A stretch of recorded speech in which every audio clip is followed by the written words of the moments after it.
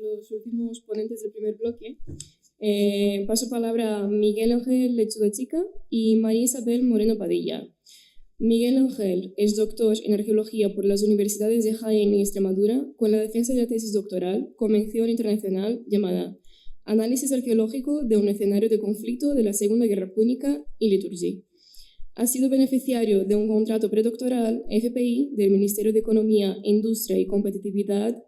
Ha realizado estancias de investigación en la Universidad del Estudio de la Basilicata y en la Universidad de Urbino Carlo Bo, en Italia,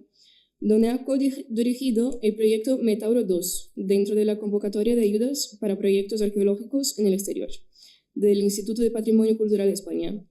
Es miembro del Grupo de Investigación de Excelencia del Patrimonio Histórico de Jaén y ha formado parte de proyectos de investigación de ámbito regional y nacional centrados en el análisis territorial, la evolución diacrónica de los modelos de poblamiento y la evaluación del impacto de la Segunda Guerra Púnica en las comunidades íberas del Alto Guadalquivir.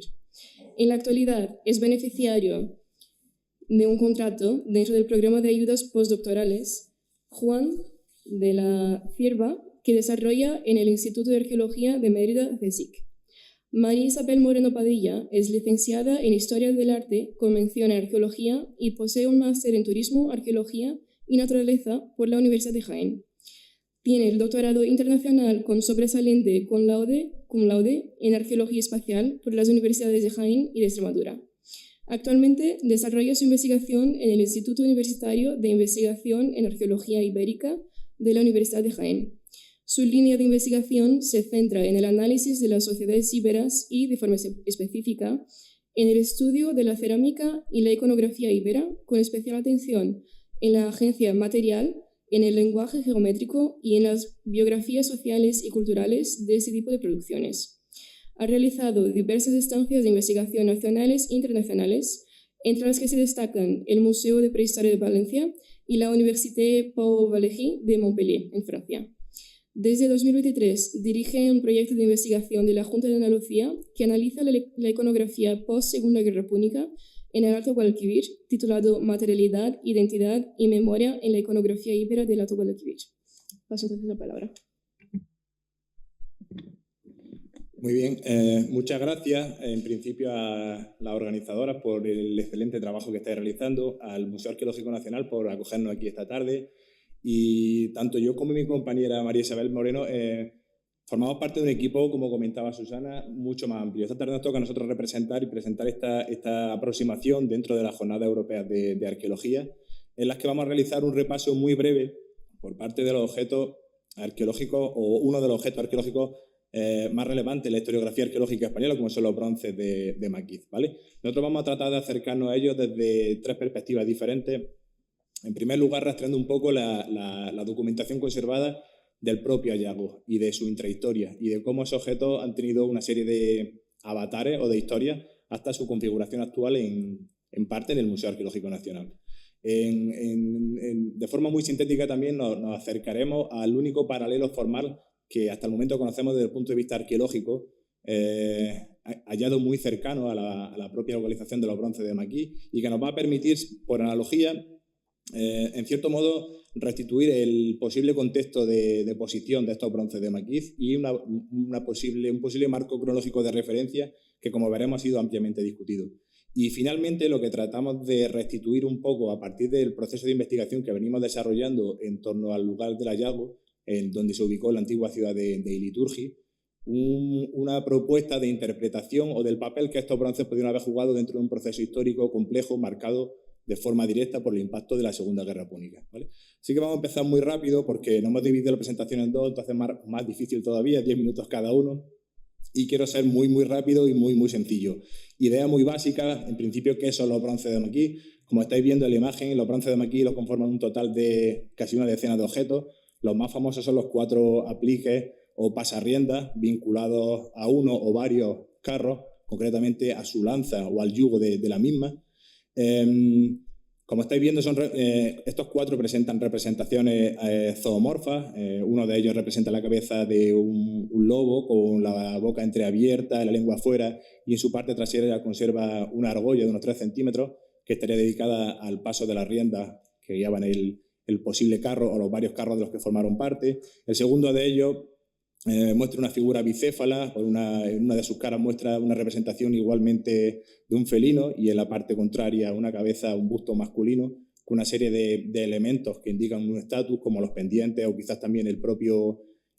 torque sogueado que conserva. Los otros dos bronces, que representan figuras también de lobos, tienen forma de media caña, igual que el resto, y en ellos aparece una decoración grabada que veremos al final, una especie de narración mítica que trataremos de contextualizar a partir del propio proceso de investigación que estamos llevando a cabo en el territorio. Menos conocidos, pero también que forman parte del hallazgo original, son las 5 placas de bronce que tenemos en la parte inferior de la imagen. En este caso son placas de unos 10 centímetros de longitud y en total unos 80 centímetros, que presentan una decoración puntillada similar a la que muestran 2 de los bronces y que inicialmente fueron interpretados como un posible cinturón, que veremos que bueno, no llegamos a estar de acuerdo con esa interpretación, ¿vale? Pasando de forma muy rápida por la intrahistoria del hallazgo, el hallazgo se produjo en el año 1860, muy cerquita de la actual localidad de Mengíbar, en el centro de la actual provincia de Jaén. Y este hallazgo trasciende porque encontramos una serie de personajes clave, entre ellos Manuel de la Chica, que era uno de los familiares directos del administrador de la finca, que en aquel momento estaba sufriendo un proceso de reconversión de una zona de dehesa a una intensificación agraria, y en ese contexto, como vemos, en la Real Academia de la Historia se conserva una serie de documentos que nos permiten rastrear la intrahistoria del hallazgo. De los Ríos hace referencia a cómo uno de los trabajadores, en el otoño de 1860, localizó 4 cabezas de bronce en las que aparecían representaciones de loba o de lobo. Poco tiempo después, gracias a Manuel de la Chica, este hallazgo fue puesto en conocimiento de la Real Academia de la Historia, quien a su vez planteó la necesidad de una visita por parte de su correspondiente, de uno de sus correspondientes en aquel momento, como era don Manuel de Góngora, para que realizara una inspección de la zona del hallazgo y planteara pues una descripción del sitio. En esta visita que realiza Manuel de Góngora hace una descripción muy exhaustiva del lugar del hallazgo, lo sitúa fuera del perímetro de la antigua ciudad romana emplazada en Cerro Maquí, describe con precisión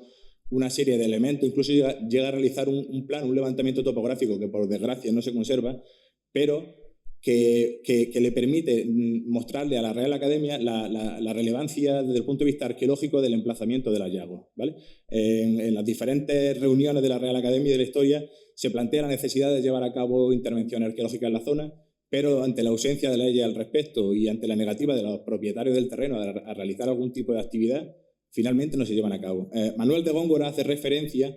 a que el resto de objetos que aparecieron en ese hallazgo, el resto de los bronces de Maquí, fueron vendidos a un velonero ambulante. Rastreando un poco la intrahistoria, lo que sí podemos ver es que fue la propietaria de los terrenos la que realmente llevó a cabo excavaciones en un contexto del año 1860 que con unos criterios un poco ajenos a las metodologías arqueológicas actuales, pero sí logró recuperar tanto una nueva cabeza en bronce como parte del objeto originalmente localizado en el hallazgo. Sabemos que lo recuperó porque ni corta ni perezosa se fue apenas 7 años después a una exposición que se celebró en París, la exposición internacional, y en uno de los catálogos se conserva todavía cómo la señora Petra Mendieta, propietaria de los terrenos de Cerro Maquis, presentó unas cabezas de loba, no recuerdo exactamente cómo era, unas cabezas de loba junto a unos mármoles de notable antigüedad. Poco tiempo después, apenas 7 años después, vuelve a presentar esas cabezas en una exposición aquí en el propio Madrid, muy cerquita del Museo Arqueológico Nacional. Incluso llegó a recibir un premio honorífico, un reconocimiento honorífico por la valiosidad de esa antigualla, tal y como se narra. Sin embargo, desde ese momento le perdemos la pista a los bronces de Maquí y hasta 100 años después no sabemos nada de ellos, hasta que el propio profesor Martín Almagro Bach logró localizarlos rastreando la intrahistoria de alguno de sus herederos y instó al propio Museo Arqueológico Nacional a que lo recuperara, y desde entonces forman parte de la colección permanente del MAN. En estos casi 50 años que llevan formando parte de la colección del MAN, los bronces de Maquí han sido también un poco viajeros, han formado parte de diferentes colecciones temporales. De hecho, una que para nosotros es muy relevante, perdón, no sé. Yo sí lo veo, nosotros sí lo vemos.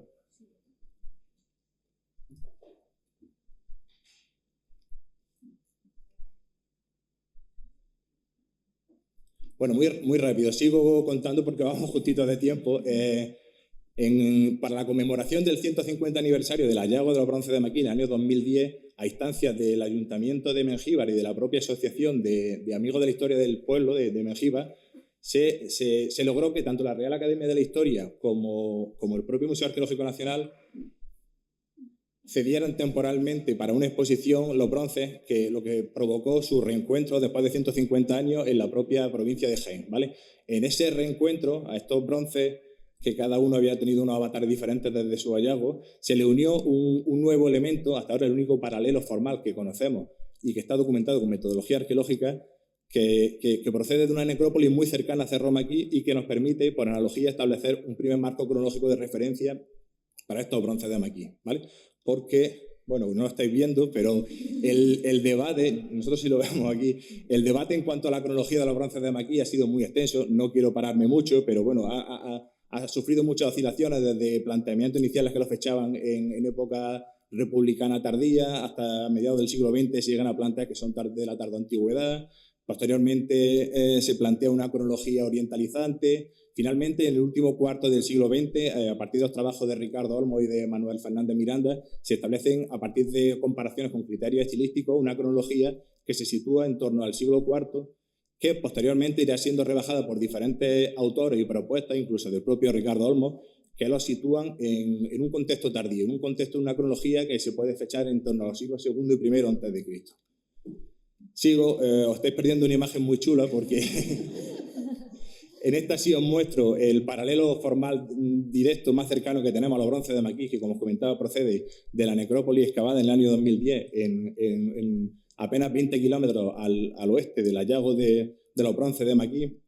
Y aquí esta necrópolis nos permite o nos aporta una serie de claves para entender un poco el contexto del hallazgo de los propios bronces de Maquis, porque en una de las notas que el propio Manuel de Góngora recoge, hace alusión en el momento del hallazgo de los bronces de Maquis, los dos campesinos que estaban sacando esos objetos apartaron numerosas barras de hierro que se deshicieron entre las manos. Nosotros en la excavación de la necrópolis de Piquía, en la cámara principesca, en la que albergaba un extenso ajuar, que no puedo detenerme ahora en detallarlo, pero en el que sí formaba parte también un carro funerario, fuimos capaces de recuperar 150 kilos de lascas de hierro de entre 2, 3, 4 o 5 centímetros. Es decir,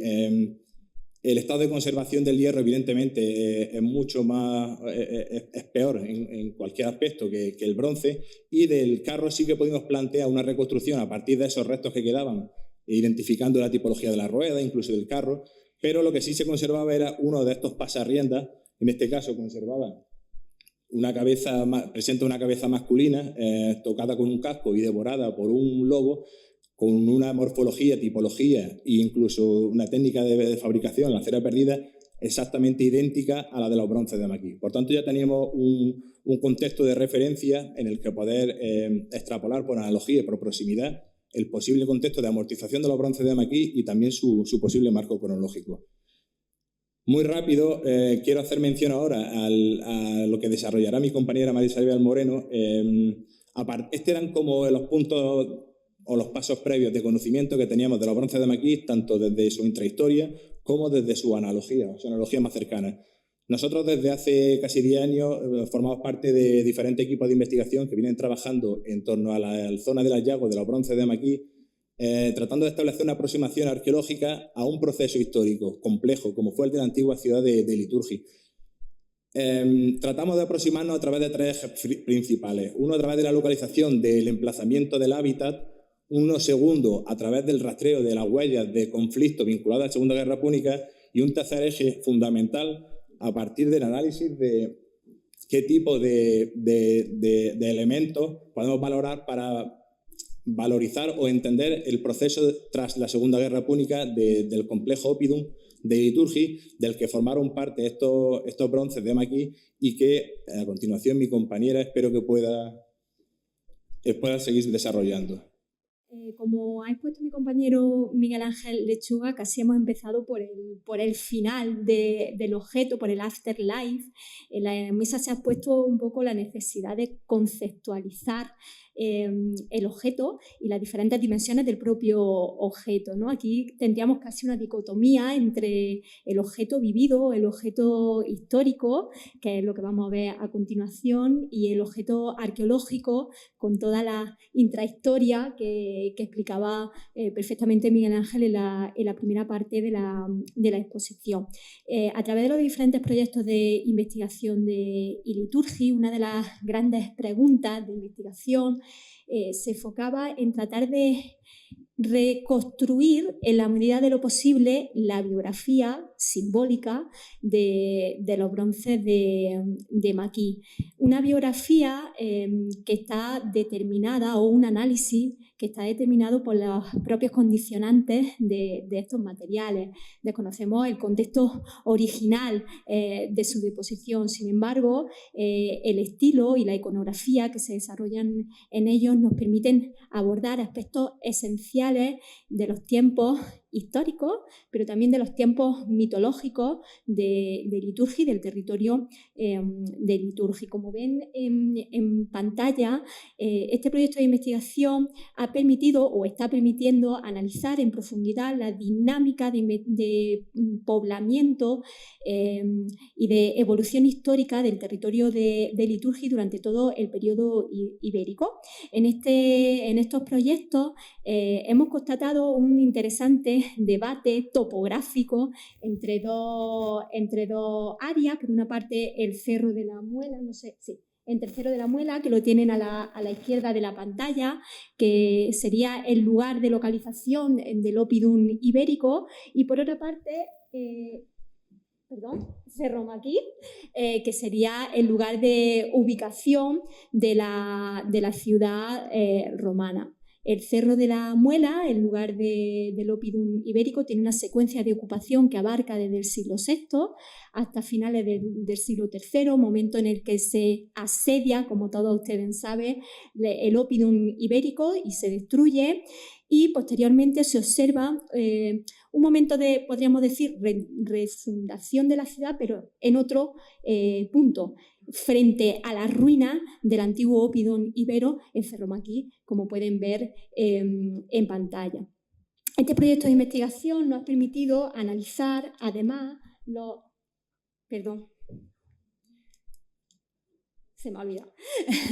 Este proyecto de investigación nos ha permitido, además, estudiar los diferentes materiales desfavorablemente descontextualizados, sistemáticamente asociados a las necrópolis del Oppidum de Liturgia, pudiendo identificarse dos áreas funerarias. Por una parte, la necrópolis de la Gravera, con una secuencia de ocupación que oscilaría entre el siglo VI y el siglo III, en consonancia con el Oppidum del Cerro de la Muela, con el Oppidum ibero, y por otra parte, la necrópolis de los Chorrillos, con una secuencia de ocupación extensa que se define entre el siglo VII a.C. y el siglo I a.C. Excede el límite temporal o el límite cronológico del Oppidum ibero para inmiscuirse en la cronología de la ciudad romana de Cerro Maquis. Como pueden ver en pantalla, los materiales muestran las distintas dinámicas y evolución de la materialidad funeraria y del ajuar funerario en el Oppidum ibero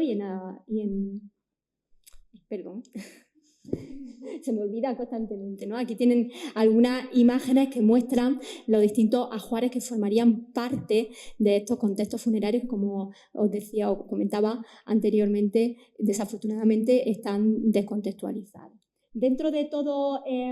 este análisis y a través de la revisión de las escasas descripciones sobre la localización y el hallazgo de los bronces de Maquis, hemos podido definir distintas áreas funerarias asociadas a la ocupación romana ibero-romana y romana de Cerro Maquis, que son las áreas que ven ustedes en pantalla. Una de las descripciones, de las escasas descripciones, como les comentaba anteriormente, en torno al hallazgo de los bronces de Maquis, definía que estos bronces se localizaron cerca de la puerta norte de Cerro Maquis. Eso nos permitió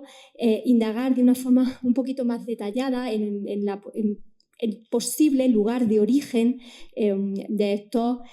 materiales.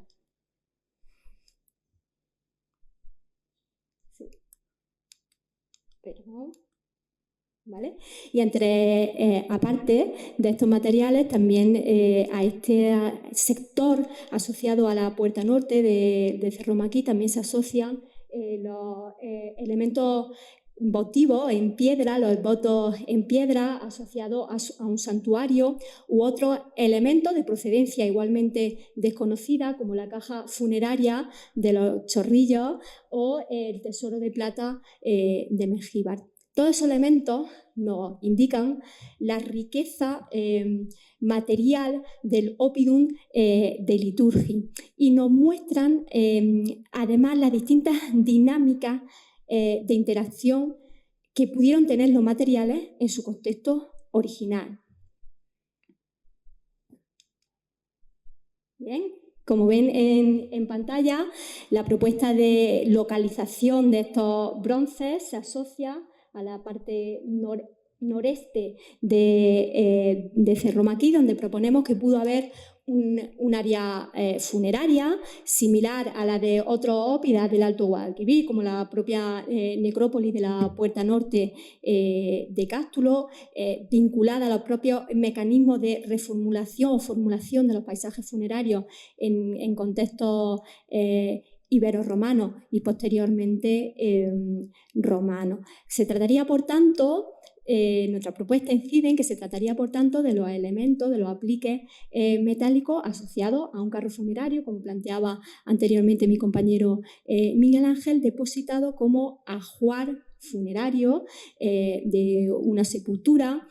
de similares características a las mencionadas anteriormente por Miguel Ángel en la necrópolis de Piquía. A ver si consigo.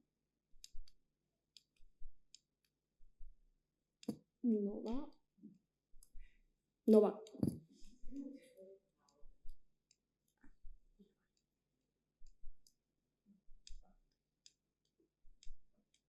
Ahora, y como les comentaba anteriormente, a través de este análisis hemos podido hacer una propuesta de la biografía simbólica de estos materiales, en los que juega un papel fundamental un aspecto esencial que ha comentado anteriormente el profesor Ruiz Zapatero, que es la visibilidad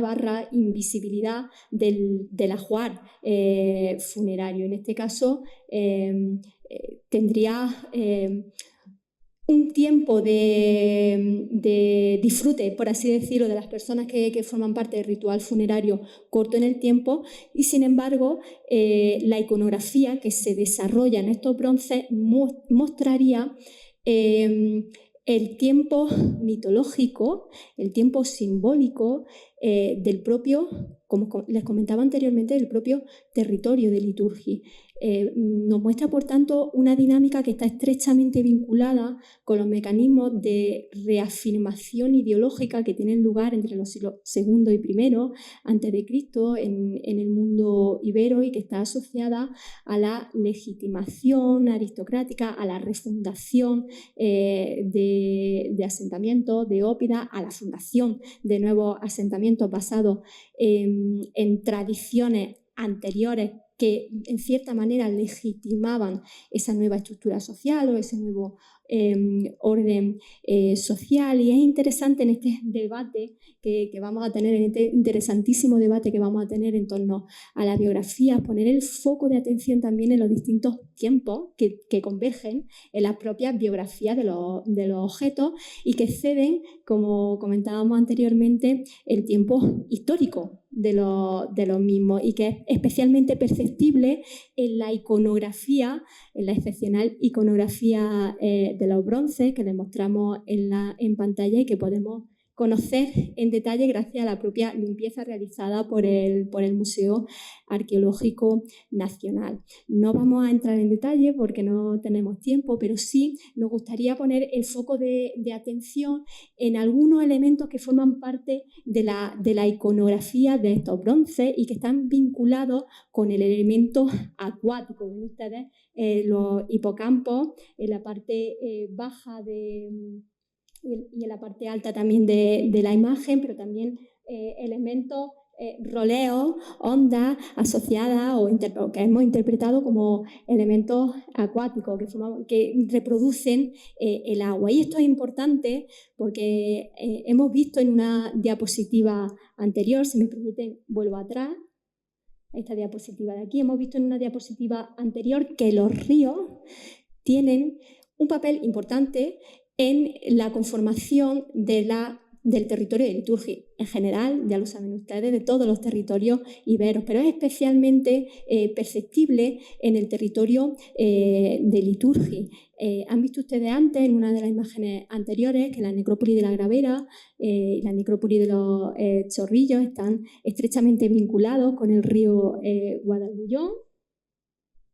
Que tienen ustedes aquí, pero también el río Guadalquivir tiene un papel importante en la definición de este territorio para época ibérica y, por supuesto, también para época romana. Los ríos jugarían un papel fundamental en este territorio. El propio desarrollo histórico del oppidum de Liturgi así lo muestra. El diálogo topográfico que hemos comentado anteriormente entre los dos asentamientos subraya el papel de este oppidum en los circuitos de distribución económica y en cierta manera también de comunicación del Alto Guadalquivir. Está en un nudo de comunicaciones esencial del Alto Guadalquivir. El agua, por tanto, con independencia o subrayando el papel del agua en el mundo simbólico ibero, tiene en el mundo de Liturgi o en el territorio de Liturgi un papel económico esencial, fundamental y subrayado por la convergencia de todas estas fuentes de agua. Como saben ustedes, el agua tiene un papel fundamental en la ritualidad ibera, se constata, se define en los bronces de Maquis y el propio proceso histórico de Liturgi, con la importancia de las fuentes de agua, se refleja en cierta manera también en este discurso iconográfico que tengo a mi espalda. Muestra, por tanto, también la importancia en el periodo, en el ibérico final, en el ibérico tardío, en el periodo ibero-romano. Luego también podemos discutir también las distintas etiquetas en torno a este periodo. Lo que muestra, en definitiva, es la importancia de recuperar, de mostrar la tradición y la memoria ibera en los mecanismos de reformulación identitaria que tienen lugar entre los siglos II y I antes de Cristo y que son fundamentales en un contexto especialmente complejo de analizar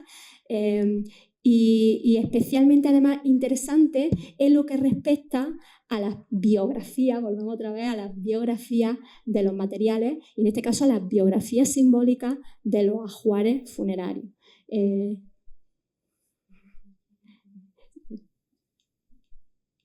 Esto sería todo. Muchísimas gracias por su atención y nada, que disfruten.